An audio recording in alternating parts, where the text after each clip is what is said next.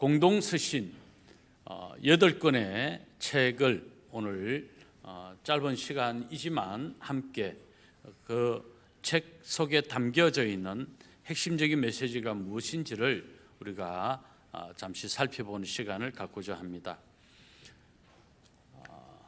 공동서신, 복음의 초월성과 역사성이라는 제목입니다. 칸이 좀 좁아가지고 역사성은 뺐습니다. 좀 말이 어렵지만 그 의미가 무엇인지 이 8권의 공동서신을 통해서 우리가 발견하게 됩니다. 공동서신하면 히브리서, 야고보서, 베드로전서, 베드로후서, 요한 1, 2, 3서, 유다서 해서 8권이 되죠. 맞습니까?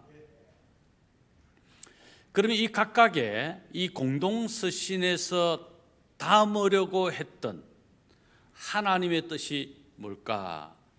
히브리서를 우리는 통칭해서 어떤 책이라고 표현할 수 있을까요? 믿음의 책이다. 믿음에 관하여 말씀하고 있는 것이 히브리서입니다. 당시 유대인들은 율법주의, 율법의 행위를 지킴으로 의로워질 수 있다라는 생각을 가지고 있었던 이런 유대인들. 그러나 율법을 지킴으로 의로워지는 것이 아니라 오직 예수 그리스도를 믿음으로 의로워진다고 하는 이 핵심적인 교훈을 히브리서가 담고 있는 것이죠.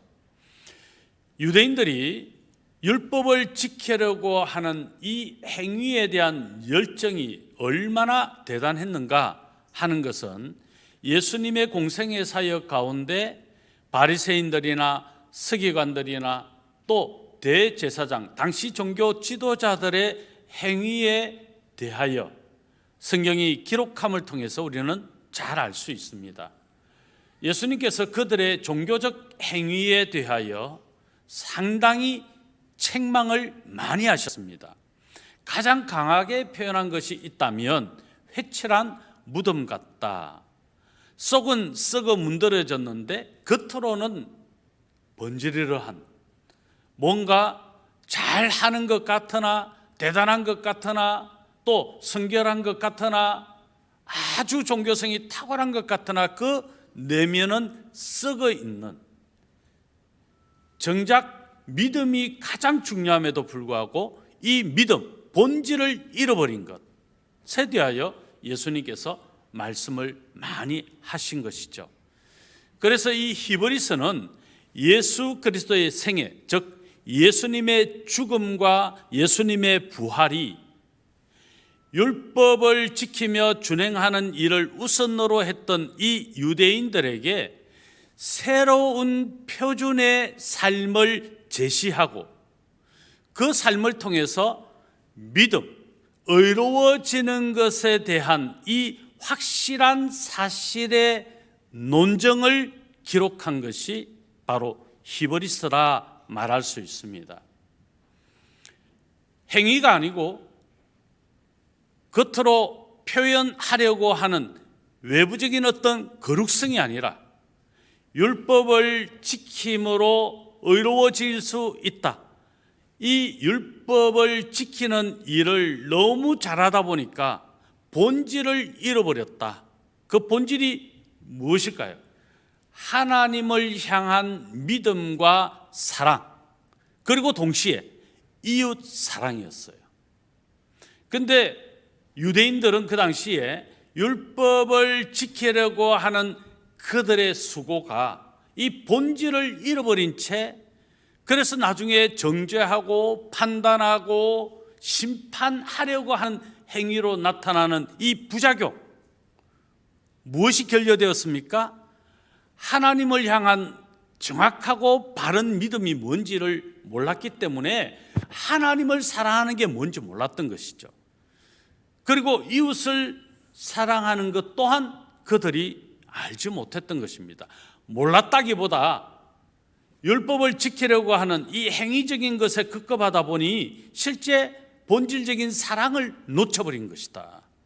이것을 일깨워 주는 것이 예수 그리스도의 공생이었으며 오늘 히브리서 기자가 기록하고자 하는 온전한 믿음이 뭐냐라고 하는 이 가르침이 바로 이 문제, 유대인들의 율법주의화되어진 이 문제를 바로잡아야 된다라고 하는 것을 가르치면서 믿음의 본질을 회복해라. 그 믿음의 본질이 뭐라고요? 하나님을 향한 믿음과 하나님에 대한 사랑, 그리고 이웃 사랑이다. 이 사랑이 빠져버리면 아무것도 아니다. 그래서 이 믿음, 하나님을 믿는 이 믿음이 중요하다. 그럼 하나님을 믿는 믿음이 구체적으로 어떻게 나타납니까? 예수 그리스도를 믿음으로 의롭게 된다는 것이죠. 하나님, 본체시고 실체이시며 오늘 히브리서 읽었던 본문에 바로 예수 그리스도가 누구이신가? 우리 다시 한 번 더 읽었으면 좋겠습니다. 2절 3절 우리 연속해서 오늘 본문 한번 읽어보겠습니다. 2절 3절입니다. 이 모든 날 마지막 날에는 이 아들을 통하여 우리에게 말씀하셨으니 이 아들을 만유의 상속자로 세우시고 또 그로 말미암아 모든 세계를 지으셨느니라. 이는 하나님의 영광의 강체시오 그 본체의 형상이시라. 그의 능력의 말씀으로 만물을 붙드시며 죄를 정결하게 하시는 일을 하시고 높은 곳에 계신 지극히 크신 이의 우편에 앉으셨느니라. 바로 그 아들 예수 그리스도를 믿는 이 믿음, 영광의 광채시며 본체이신 예수 그리스도를 믿는 이 믿음, 이것만이 의로워질 수 있는 유일한 길임을 히브리서 기자가 서두에 밝히며 그것을 이제 논증해 나가는 것이 바로 히브리서다. 그래서 히브리서의 중심 주제는 뭐라고 말한다고요? 믿음이다. 어떤 믿음입니까? 예수 그리스도를 믿는 믿음, 의로워질 수 있는 진정한 믿음. 이것이 히브리서를 읽으면서 우리가 분명하게 히브리서를 읽기 전에 이 기본적인 히브리서의 메시지의 핵심을 우리가 알고 읽을 때 우리는 더 풍부한 하나님이 우리에게 말씀하시는 뜻이 무엇인지를 발견하게 되는 거죠. 자, 성경 한번 읽어봅니다. 히브리서 4장 14절로 16절입니다. 우리 연습해서 같이 한번 읽겠습니다. 그러므로 우리에게 큰 대제사장이 계시니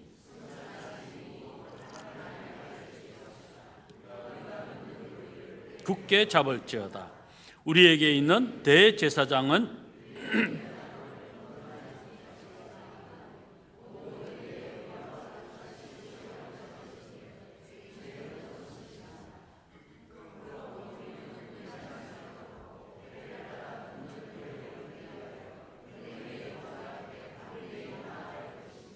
아멘. 그래서 히브리서에 우리가 중심이 되는 핵심 구절들이 참 많지 않아요? 그 핵심 구절 속에 바로 오늘 이 말씀, 우리가 분명하게 예수 그리스도를 믿음으로 의로워질 수 있는 이 사실이 히브리서를 읽으면서 풍성하게 느껴지고 누려져야 되겠다. 대제사장이신 예수 그리스도께서 우리 삶에 어떻게 개입하셨고 우리 삶을 어떻게 윤택하게 만들어 가시는가? 우리 삶에 개입하신 예수 그리스도, 그 삶에서 수행하시는 예수님의 역할이 얼마나 흥미롭게 깨달음으로 나타나게 하고 있는지를 기대하면서 히브리서를 읽어야 된다 하는 겁니다. 자, 두 번째 야고보서입니다. 자, 야고보서 하면 우리는 아주 중요한 단어 하나가 딱 떠오르죠. 히브리서와 야고보서의 시간적, 역사적 이 순서는요, 야고보서가 앞이고 히브리서가 뒤에 쓰여졌어요. 그런데 이 순서, 신약 성경의 나열은 무엇이 먼저 왔습니까? 히브리스가 먼저 오죠. 야고보스가 히브리스 다음에 옵니다. 의도된 바가 있다는 거죠. 어떤 의도입니까? 야고보스에서 나타내고자 하는 것은 히브리스에서 밝히고 있는 믿음, 이 믿음이 참되냐라고 하는 것은 야고보스를 통해서 그 믿음이 행함으로 나타나고 있느냐를 통하여 안다 하는 겁니다. 그래서 히브리서에서 믿음을 이야기하고 야고보서에서는 이 믿음을 강조하면서 동시에 이 믿음이 될 수 있는 것은 이 믿음이 구체적인 삶의 행동으로 재현되어져야 된다. 그런 의미에서 히브리서 다음 야고보서가 기록되도록 나열된 겁니다. 그러나 시간적 개념으로는 야고보서가 앞에 있어요. 그런데 이 성경의 나열이 바로 그런 의도가 담겨 있다는 것을 우리가 알 수가 있죠. 그래서 야고보서의 가장 중요하게 우리가 잘 기억하고 있는 한 성경 구절을 이야기하라면 어떤 구절입니까? 행함이 없는 믿음은 죽은 믿음이다. 그건 죽은 거다. 그건 믿음이 아니다. 히브리서의 믿음이 제대로 고백되면 야고보서에서 말씀하는 이 행함의 열매가 반드시 맺혀져야 된다. 행함의 열매가 없다면 아무것도 아니다. 그럼 이 행함의 열매가 뭐예요? 사랑입니다. 사랑. 여기서도 사랑이에요. 내가 어떤 사람을 만나고 어떤 사람을 대할 때 내 믿음이 제대로 나타나고 있는가는 그 사람을 향하여 하나님의 사랑이 나를 통해서 옮겨지고 있는가, 이것이 행함으로 나타나고 있는가 하는 것이죠. 내가 믿음이 있다고 하면서 누군가에게 선한 영향력을 끼치지도 못하고 누군가를 이롭게 하지도 못하고 누군가를 도와주지도 못하고 누군가에게 좋은 영향을 끼치지 못한다고 한다면 사랑이 없는 거고 믿음이 없는 거고 행함이 없는 거다. 그러므로 그는 아무것도 아니다. 그래서 정말 내가 믿는다면 누구를요? 예수 그리스도. 그분을 믿는다면 내가 누군가에게 예수 그리스도의 선함이 나를 통해 나타나줘야 된다. 이게 행함이라는 거죠. 나를 나타내는 것이 아니고 내 선함이 나타나는 것도 아니고 내 착함이 나타나는 것도 아니고 내 의로움이 나타나는 것이 아니라 나를 통하여 예수 그리스도의 의가, 예수 그리스도의 사랑이, 예수 그리스도를 향한 믿음의 열정이 나타나는 것이 진짜 믿음이다. 그런데 의외로 우리의 삶을 돌아보면 내가 나를 통해 나를 드러내려고 하고 있지 않는가. 이건 당시 유대인들의 율법주의와 다를 바가 하나도 없는 거죠.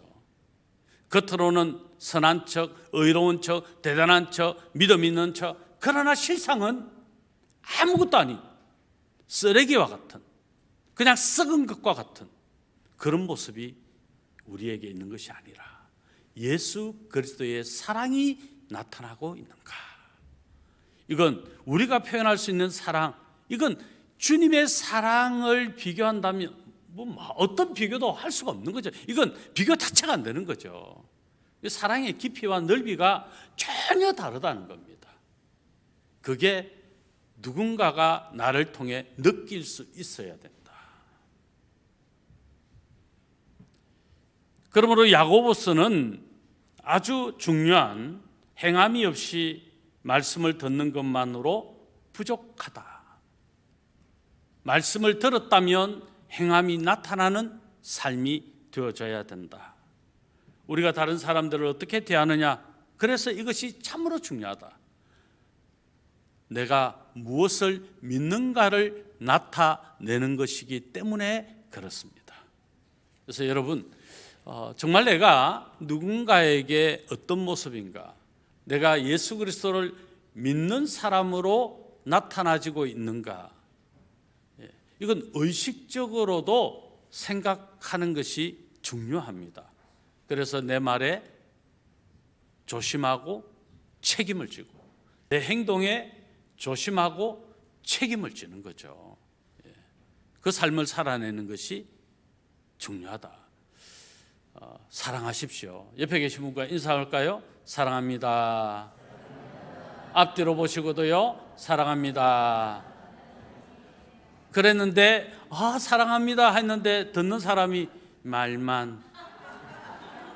이거 문제다. 그게 진심으로 느껴지는, 이게 야고보서가 말하는 거예요. 자, 성경 읽습니다. 야고보서 3장 17절입니다. 같이 읽겠습니다. 오직 위로부터 난 지혜는 첫째 성결하고, 다음에 화평하고 관용하고 양순하며 긍휼과 선한 열매가 가득하고 편견과 거짓이 없나니. 이 한 절이 사실 설교 한 편이에요. 엄청난 주제가 담겨 있어요. 세 번째, 베드로 전서로 넘어가겠습니다. 베드로 전서는 어떤 목적에 쓰여졌는가? 신앙이 정말 환난과 핍박 가운데서 지켜지는 것이 쉽지 않은 때, 엄청난 환난과 또 엄청난 고난, 엄청난 고통이 계속적으로 성도들로 하여금 힘들게 만드는 그때, 오늘 그 찬양 사방이 막혀도 하늘 열려 있네, 예수 안에 소망 있다. 박대훈 장로님 맞습니까? 오늘 좋은 찬양, 정말 이 찬양 너무너무 감동이었어요. 그리고 오늘 임마누엘 찬양도 그랬어요. 사실 오늘 주일 낮 예배 설교 주제가 정말 힘든 분들, 정말 힘든 어떤 상황, 자신의 어떤 연약성에 대해서 너무 절규하듯이 그렇게 정말 자신을 한탄하시는 그런 분들을 떠올리면서 사실 말씀을 준비한 거예요. 그러다 보니까 제가 이 감정이입이 좀 많이 된, 2부 때는 조금 지킨다고 지켰고 어쨌든 우리의 사방이 다 막혀 있는 것 같은 그때 우리의 소망은 누구인가? 예수 그리스도. 바로 지금 베드로전서는 이야기하는 게 이게 핵심이에요. 그런 엄청난 핍박이 초대교회 성도들에게 있을 그때, 정말 사방이 다 막혀 있는 것만 같은 그때, 하늘이 열려 있고 우리의 소망 예수 그리스도이십니다를 고백하는 것이 베드로전서예요. 힘들고 어려운 환난 가운데 있는 성도들을 격려하는 것이죠. 그런 가운데서도 베드로가 어떻게 베드로전서를 기록했는가? 베드로가 이 베드로전서를 기록하는 이 문장을 보면요, 상당히 좀 절망하고 낙심해 있을 것 같은 표현이 나와야 되는데, 그 타이밍에 오히려 하늘 소망을 바라보고 있는, 오히려 예수 안에 소망이 있음을 밝히고 있는 것이 베드로전서예요. 우울하지 않아요. 엄청난 환난과 핍박을 당하고 있는 성도들에게 그래, 아프겠다, 힘들겠다, 너무너무 고통스럽지, 그래, 그 눈물 내가 이해해, 그런 표현이 아니라는 거예요.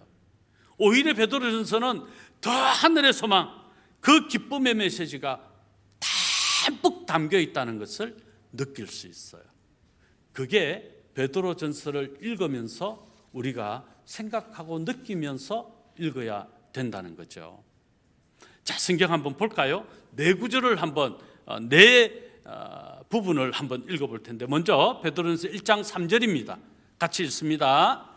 우리 주 예수 그리스도의 아버지 하나님을 찬송하리로다. 예수 그리스도를 죽은 자 가운데서 부활하게 하심으로 말미암아 우리를 거듭나게 하사 산 소망이 있게 하시며. 또 볼까요? 13절입니다. 그러므로 너희 마음의 허리를 동이고 근신하여 예수 그리스도께서 나타나실 때에 너희에게 가져다 주실 은혜를 온전히 바랄지어다. 2장 9절로 10절입니다.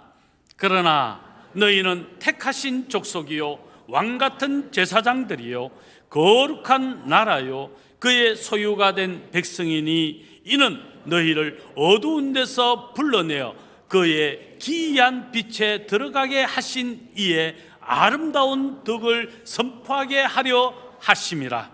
너희가 전에는 백성이 아니더니 이제는 하나님의 백성이요 전에는 긍휼을 얻지 못하였더니 이제는 긍휼을 얻은 자니라. 아멘. 마지막으로 4장 7절로 8절입니다. 같이 또 한번 읽어볼까요? 만물의 마지막이 가까웠으니 그러므로 너희는 정신을 차리고 근신하여 기도하라. 무엇보다도 뜨겁게 서로 사랑할지니 사랑은 허다한 죄를 덮느니라. 아멘. 얼마나 소망의 메시지가 선포되고 있는지 느껴지잖아요. 그렇죠? 예. 너무 핍박받고 힘들고 어려운, 저는 정말 그래서 질병의 문제든 또 이런저런 어떤 상황 때문에 너무 힘들어 하시는 이 성도님들과 이야기하다 보면, 지난주에 어떤 한 분 이제 제 아내하고 신방을 갔어요. 갔는데 저도 마음이 참 힘들어요. 너무너무 제가 사랑을 많이 받았고 그분의 사랑을 너무 많이 받았고 또 제가 너무너무 좋아하는 분인데 너무너무 아프고 힘드니까, 그래서 집사람도 뭐 훌쩍훌쩍거리고 그때 너무 저도 마음이 답답하고 다운되는 거예요. 어쩔 수 없이 시간이 가면 누구나 다 그렇게 될 수밖에 없을 것 같은데, 그럼에도 불구하고 그런 힘든 모습을 보니까 마음이 참 힘든 거예요. 제가 전에 한번 그랬죠. 성도님들이 힘든 게 저는 참 너무 은혜로운 하나님의 축복을 받은 사람 중에 한 사람입니다. 이 목회자라고 하는 이 엄청난 축복을 받은 이 사실은 뭐 어떤 말로도 표현할 수 없어요. 제가 그냥 직장을 계속 다녔다면 이 김상수라는 존재가 어떻게 살았을까? 지금 이런 영광스러운 삶을 뭐 전혀 살 수 없죠. 제가 생각해도 제가 어떤 모습이었을까 이게 너무너무 걱정스러워요. 그런데 하나님께서 이 길을 인도해 주셔서 이런 영광스러운 주님의 그 길을 걸을 수 있게 해 주셨다는 것이 정말 감사한 거예요. 그래서 이게 너무너무 제 마음에 벅찬 감동이었기 때문에 제가 초창기 광안장교회에 와서 기도한 것이 하나 있습니다. 사실 이게 두려워요 지금. 뭐냐면 암이 걸리는 성도가 있다면 차라리 제가 암이 걸리고 그들이 낫게 해 주옵소서. 차라리 이런저런 장기에, 차라리 이런저런 질병으로 고통당하는 성도가 있다면 차라리 제가 그 질병에 걸려서 제가 고통을 받게 하시고 그들이 치유되고 나음받게 해 주십시오. 이 기도를 진짜 드렸다니까요. 그리고 나중에 후회했어요. 진짜 암이 걸리면 어쩌지? 그런데 이제 그런 분들을 만나면 참 솔직히 너무 힘든 거예요. 힘든 거예요. 저도 힘든 거예요. 하나님 그냥 그런 저런 고통 없이 차라리 하나님의 영광 가운데 거하실 거라면 정말 건강하게 그냥 9988 하다가, 그렇죠? 그냥 하나님의 영광 가운데 거하시면 좋겠습니다. 우리 성도님들 한 분 한 분 제가 그렇게 기도하는 분 많아요. 정말 팔팔하다가 99까지 그냥 팔팔하다가 유전 장모님 올해 연세가 어떻게 되시지? 이제 마지막 100까지는 채워요, 그죠? 그때까지 지금까지 팔팔하신 것 같이 팔팔하셔야 됩니다. 저 연세에 정말 예배 앉아서 우리 장로님은 흩어짐도 없어요. 예. 정말 우리 모든 성도님들 그랬으면 좋겠다. 자, 그 생각을 하나님 앞에 기도할 때가 있다니까요. 예, 그랬으면 좋겠다. 너무 아프고 너무 힘들게 마지막을 보내지 않았으면 좋겠다. 근데 그런 분들을 만나면 제 마음이 사실 힘든 거예요. 저도. 베드로 전서는 그럼에도 불구하고 소망이 있다. 누구 안에? 예수 그리스도 안에 소망이 있다. 예수님을 바라보고 그 소망 가지고 살아라. 이런 희망의, 소망의 메시지가 베드로 전서입니다. 그리고 베드로 후서로 넘어갑니다. 베드로 후서는 거짓 교사, 이단 사상을 가져 교회 안에 살며시 들어와서 성도들을 미혹하고 유혹해서 넘어뜨리려고 하는 이 이단 사상, 거짓 교사들에게 대한 경고의 메시지며 동시에 성도들이 그런 유혹과 미혹에도 어떻게 내 신앙을 지켜야 하는가에 대한 권면이 이 베드로 후서에서 주어지고 있죠. 그래서 베드로는 그리스도인들에게 거짓 교사들을 주의해라, 거짓 교사들에게 미혹되면 안 된다라고 하는 강력한 메시지를 던지고 있는 겁니다.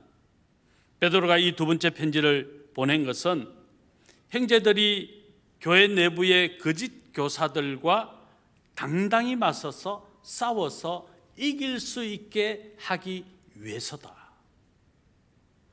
거짓 교사들은 교회를 이쪽 저쪽 다니면서, 집집마다 다니면서, 예수 믿는 사람들 집집마다 다니면서 예수 그리스도의 재림이 진짜로 있는 것이 아니다라고 하는 신학적인 엄청난 문제가 되는 이런 이단 사상을 퍼뜨립니다. 뿐만 아닙니다. 자기 행위에 대해 더 이상 책임지지 않아도 된다. 한번 구원받았으면 더 이상 너가 그렇게 멋지게 살려고, 신앙 지키고 사랑하며 살려고 그렇게 안 해도 된다. 넌 이미 구원받았으니까 마음대로 살아도 된다. 말도 안 되는, 이게 지금도 이런 이단들이 얼마나 많은지 모릅니다. 한번 구원받았으면 됐어, 더 이상 회개 안 해도 돼 등등 이상한 교리를 설파하고 미혹하는 이런 이단에 대한 분명한 경고와 그런 이단에 대해서 내 신앙을 어떻게 지켜야 되는가를 말씀해주고 있다 하는 것이죠. 자, 성경 한 곳 읽어봅니다. 베드로후서 1장 20절로 21절입니다. 같이 읽겠습니다. 먼저 알 것은 성경의 모든 예언은 사사로이 풀 것이 아니니 예언은 언제든지 사람의 뜻으로 낸 것이 아니요 오직 성령의 감동하심을 받은 사람들이 하나님께 받아 말한 것임이니라. 그렇습니다. 이 짧은 베드로 후서, 신약 성경 중에서 어떻게 보면 정말 핵심적인 메시지가 선포되어지고 있는 곳 중에 하나가 베드로 후서입니다. 이단 사상이 난무한 이 때에 내 신앙을 어떻게 지켜야 하는가, 베드로 후서를 읽으면서 내 신앙을 어떻게 지켜야 할지 그 방향을 세우고 내가 그 신앙을 굳세게 지켜서 그 악한 자들과 맞서 싸워 승리해야 된다라고 하는 이 강한 의지를 심어주고 있는 것이 베드로 후서다 하는 것이죠. 이제 요한 1서로 넘어가겠습니다. 요한 1서는 그리스도인들을 격려하고 훈계하기 위한 편지, 이런 목적으로 쓰여져 있습니다. 하나님의 자녀로 사는 것이 무엇인가? 그것은 서로 사랑하는 것이다. 하나님께서 우리를 사랑하신 것을 정말 믿는다면 나도 그 하나님을 사랑받은 자답게 그 하나님의 사랑을 누군가에게 사랑함으로 내 삶을 나타내는 것이다. 이것을 매우 강조하고 있는 것이죠. 그래서 하나님께 받은 그 사랑 나누는 삶을 살라고 하는 이 강력한 메시지가 담겨 있습니다. 그리고 요한은 몇 가지 오해를 또 바로잡기 위해서 이 편지를 기록했는데요. 초대교회가 체계를 갖추고 또 교회로서의 면모를 보이자마자 신학적인 갈등들이 많았다는 것입니다. 앞서서 말씀드린 어떤 신학적인 문제, 이런 신학적인 문제에 대해서 바르게 진리의 성경을 마음으로 믿고 그 말씀에 중심하여 흔들리지 아니하는 신앙을 지켜 나갈 것을 베드로 사도가 말하고 있는 것이죠. 어떤 사람들은 그리스도가 진짜 인간이 아니었을 것이다. 그래서 인간, 완전한 인간, 인성을 부인하거나 또는 신성을 부인하거나 예수 그리스도는 참 인간이시며 참 하나님, 완전한 인간이시며 완전한 하나님이시다.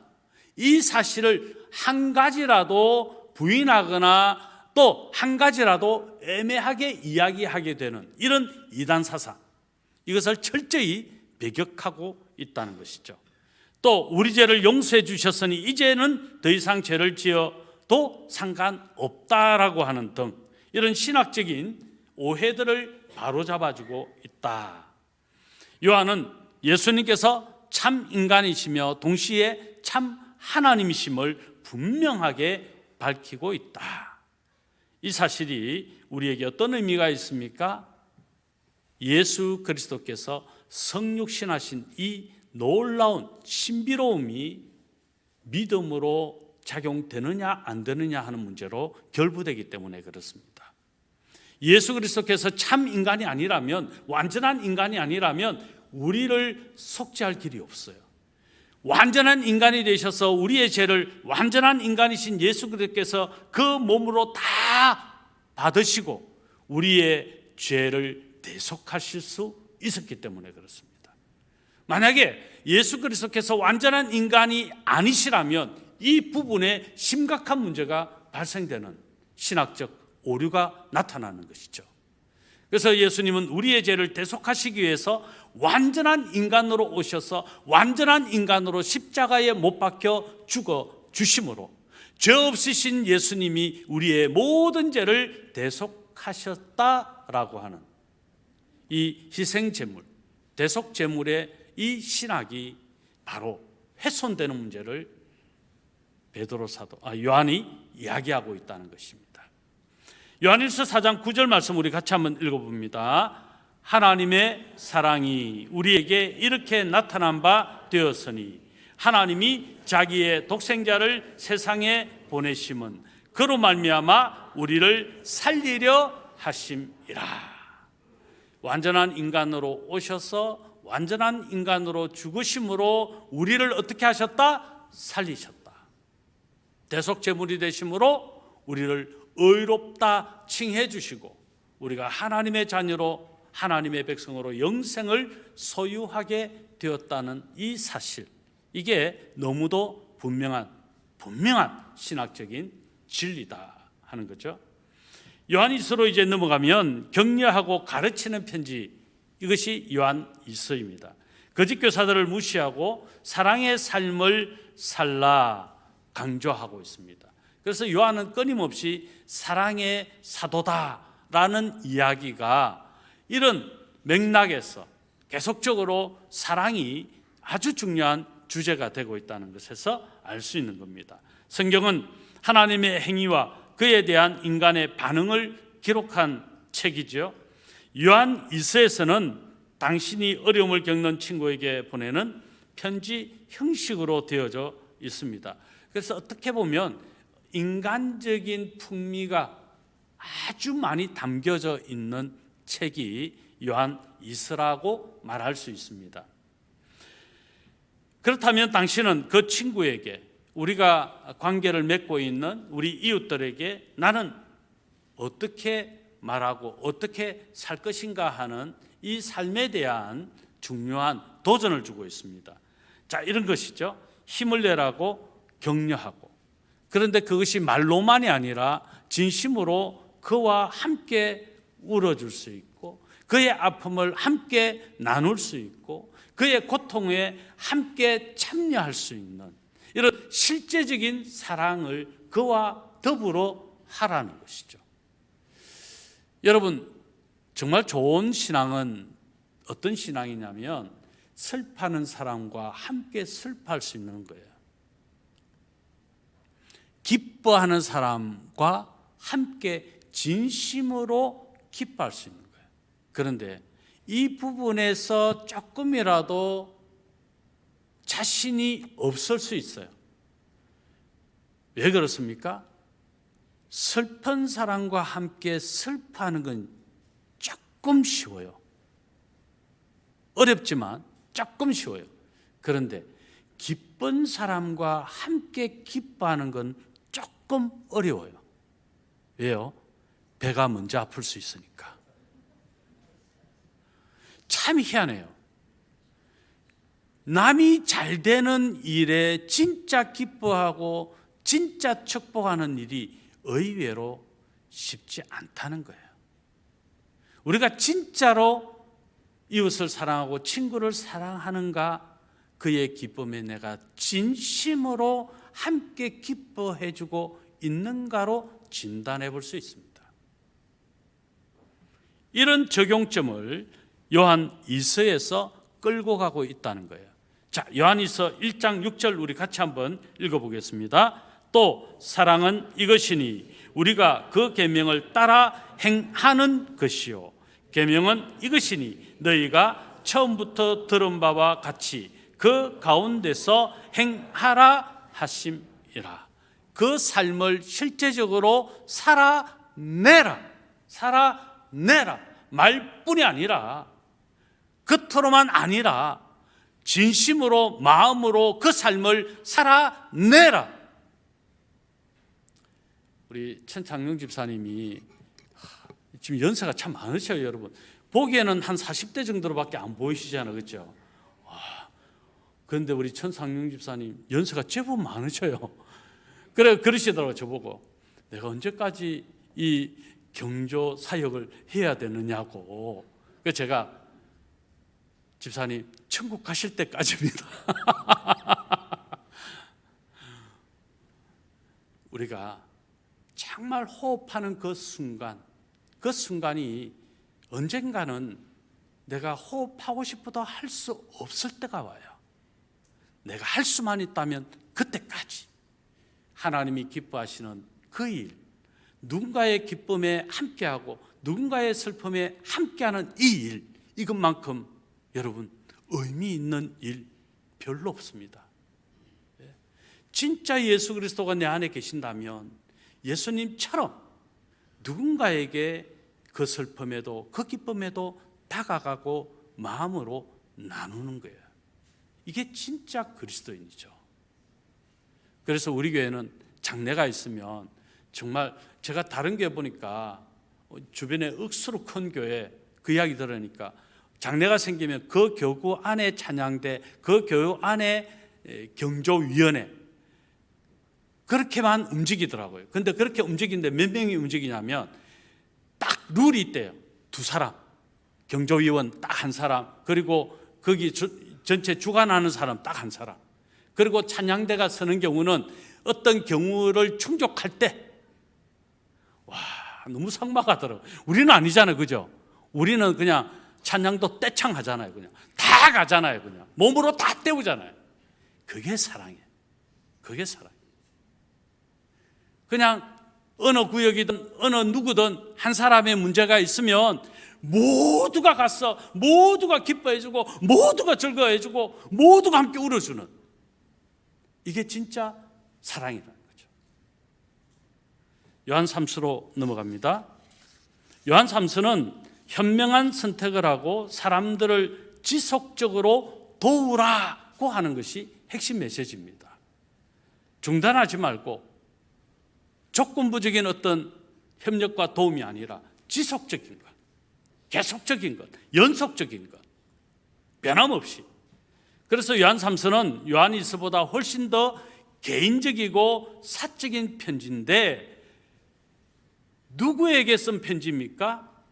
가이오. 그럼 이 가이오에게 이 편지를 쓰고 있는 요한의 마음이 어떤가 하는 게 이 요한 3서를 읽으면 팍 느껴져요. 그 마음은 고마움입니다. 가이오에 대한 고마움입니다. 이 가이오란 인물이 정확하게 누구라고 하기가 참 애매한 것이, 가이오 동일한 이름을 가진 여러 사람들이 있기 때문에 그렇습니다. 그래서 누구다라고 우리는 단정 짓기는 어렵지만, 그러나 요한에게 가이오입니다. 그 가이오는 아마도 요한과 바울과 또 당시의 사도들과 전도자들에게 정성껏 지속적으로 사랑을 나누고 대접했던 사람이라고 하는 사실을 우리는 알 수가 있습니다. 거기에 대해서 요한이 고마움을 가진 것입니다. 감사하는 마음을 가진 것입니다. 가이오를 생각하면 가슴 벅차고, 가이오를 생각하면 너무 흐뭇하고, 가이오를 생각하면 침체했던 내 영혼이 마치 활기를 되찾는 것 같은 그런 마음이 바로 요한이 가지는 가이오에 대한 마음이었다는 것이죠. 그게 요한 3서를 읽으면 느껴지는 거예요. 저도 우리 교회에 누군가 제가 마음껏 이렇게 저렇게 부탁할 수 있는 분들이 계셔요. 또 누군가 진심으로 사랑하고 또 사랑받는 것 같은 느낌이 드는 분들이 계신다는 거예요. 여러분 다 계시죠? 그런 분들을 생각하면 허뭇하고, 때로는 설레이고, 때로는 너무너무 좋은 것이죠. 그냥 때로는 번아웃된 듯, 때로는 내가 침체해 있는 그때에도 그를 생각하면 갑자기 생기를 되찾는 것 같은, 하나님은요, 성령 하나님을 통해서 그런 경험을 하게만 하시는 것이 아니라 우리의 이웃, 우리의 동역자들, 성도들을 통해서도 하나님은 그것을 느끼게 하신다는 거예요. 그것을 누리게 하신다는 거예요. 여러분은 어느 쪽입니까? 가이오와 같은 삶이십니까? 아니면 데메드리오 아시죠? 예, 데메드리오, 데레번 놈. 여러분, 누군가를 생각하는데 그냥 응성스러워, 그런 생각이 드는 나일까? 아니면 누군가 나를 생각하는데 가슴 설레게 만드는 나일까?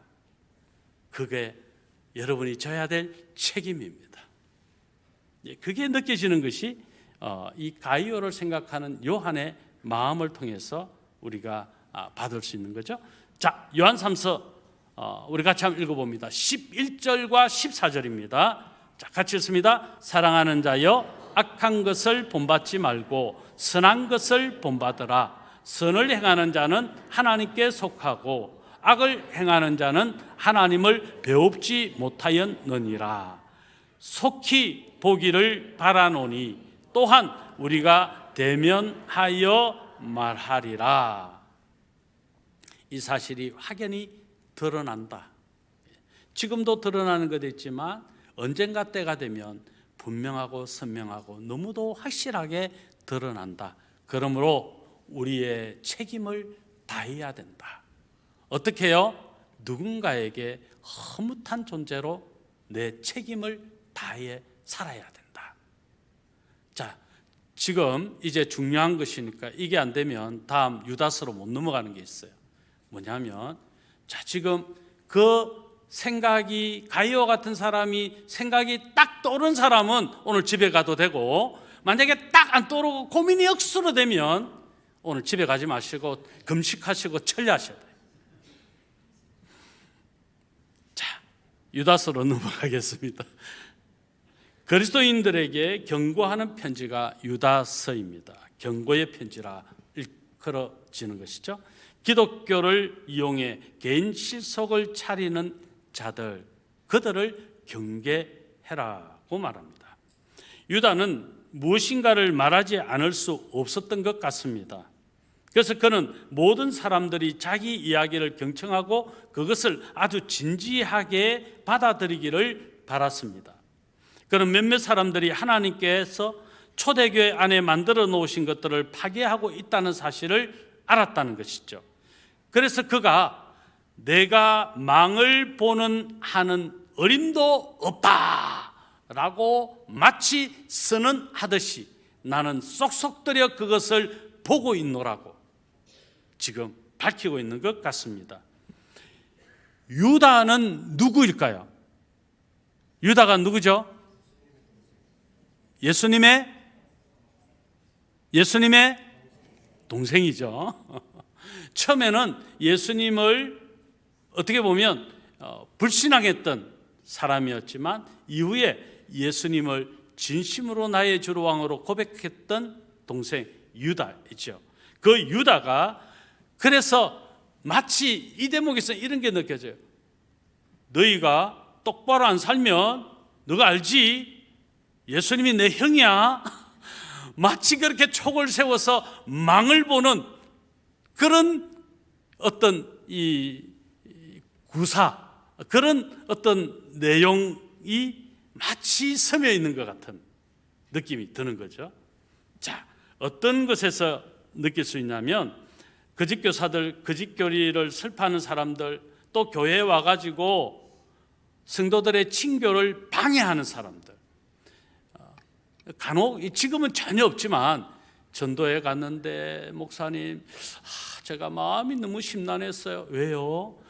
아니 전도에 갔더니 교회 욕하고 목사님 욕을 많이 하는데 나는 거기에 동의할 수 없어서 안 갑니다. 예. 그 이야기 들으면 엄청 속상해요. 예. 대체적으로 그렇게 말하시는 분들이 다 저한테 욕하고 싶은 사람들이 가능성이 많아. 나는 안 그런데 누가 그렇다. 그건 누구 이야기다? 지 이야기다. 그래서 그런 말을 옮길 필요가 없어. 이렇게 친교를 방해하는, 교회 공동체를 훼손하는 거죠. 그리고 중요하게 경계하고 경고하는 것이 사람들을 속여서 개인적인 입속을 차리려고 하는 사람들. 이게 뭔 말인지 이해되시죠? 이런 사람들에 대한 경고로 기록되어진 책이 유다서다. 나 다 보고 있어. 우리 예수님 다 보고 있어. 너 조심해. 너 알아? 그렇게 마치 표현하고 있는 것 같은 느낌이 들게 하는 책, 유다서. 그래서 원색적인 표현들이 참 많이 등장하는 게 유다서입니다. 예를 들어서 한번 띄워주세요. 같이 한번 다 읽어봅시다. 시작. 그들은 애찬의 암초이다. 그들은 자기 배만 채우는 목자이다. 그들은 비 없는 구름이다. 그들은 죽고 또 죽어 뿌리까지 뽑힌 열매 없는 가을 나무다. 그들은 수치의 거품을 내뿜는 바다에 그친 물결이다. 그들은 영원히 예비된 캄캄한 흑암에 돌아갈 방황하는 별이다. 예, 무지막지한 말을 아주 시적으로 이런 어떤 강렬한 원색적인 표현을 쓰면서까지 경고하고 있는 이 유다서를 끝으로 오늘 이 8건의 공동서신을 통해서 우리에게 주고자 하시는 하나님의 메시지를 우리가 함께 엿보았습니다.